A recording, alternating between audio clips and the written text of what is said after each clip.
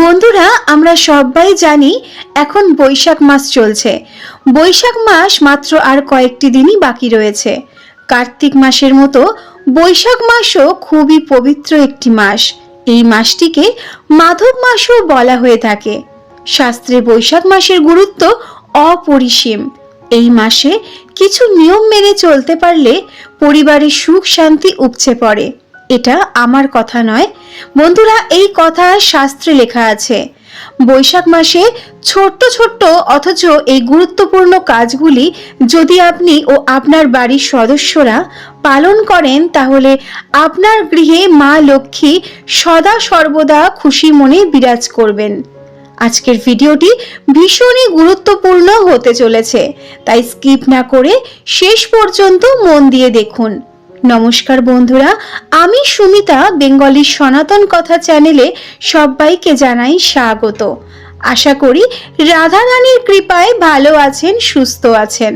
বন্ধুরা, বৈশাখ মাস শেষ হতে আর কিছুদিন বাকি, তাই এই পবিত্র মাসটি শেষ হওয়ার আগেই আপনাদের কাছে নিবেদন রইল, বাড়ির দরজা দিয়ে কোনো অতিথি প্রবেশ করলে তাকে একটু জিজ্ঞেস করবেন সে জল শরবত এইসব খাবে কিনা।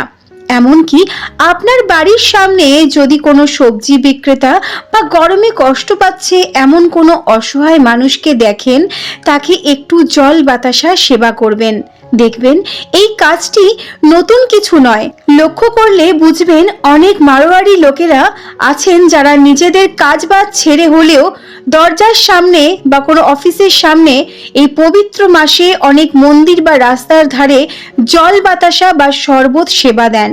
এতে পথ চলতি মানুষের ক্লান্ত শরীরে যে তৃপ্তি তারা পায়, তার থেকে পুণ্যের আর কিচ্ছু হয় না।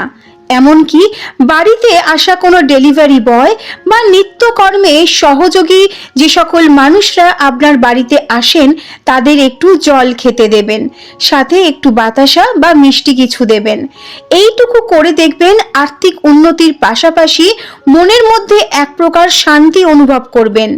আর এর ফলেই আপনার সংসারে আয় উন্নতি, সর্বোপরি সুখ শান্তি সর্বদা বিরাজ করতে বাধ্য। বন্ধুরা, বাসি কাপড়ে কোনো কাজ করবেন না।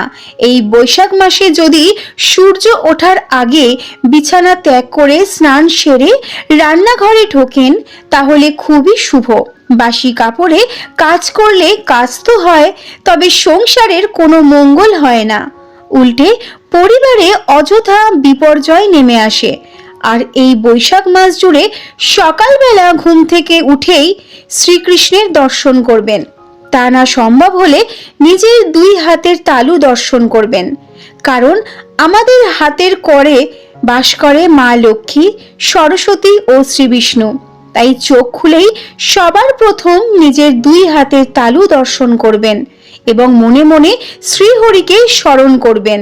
তারপরেই বিছানা থেকে নামবেন। এটি খুবই ফলপ্রদ একটি টোটকা বলতে পারেন।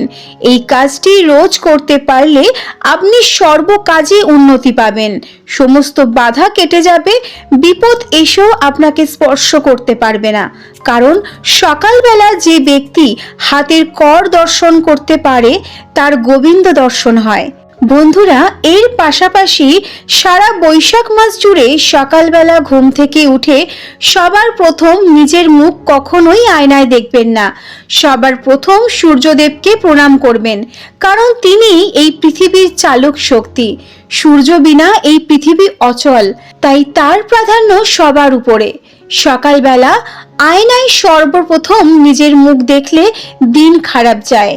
এই কাজটি ভীষণই অশুভ বলে মনে করা হয়। বছরের প্রথম মাস বৈশাখ মাসে, তাই এই ভুলটি করবেন না। বরং পারলে সারাটা বছর আপনি আজীবনকাল ঘুম থেকে সবার প্রথম চোখ খুলে নিজের হাতের তালু দর্শন করবেন। তারপর সূর্যদেবকে প্রণাম করবেন। এরপর নিজের মুখ আয়নায় দেখবেন। এই নিয়মটি জ্যোতিষশাস্ত্রেও উল্লেখ আছে।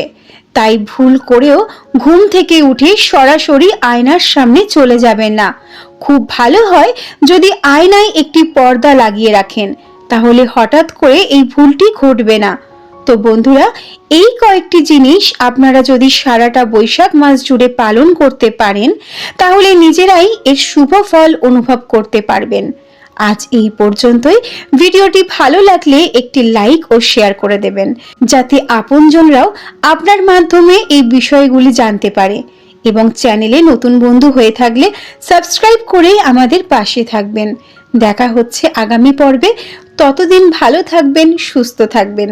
রাধে রাধে।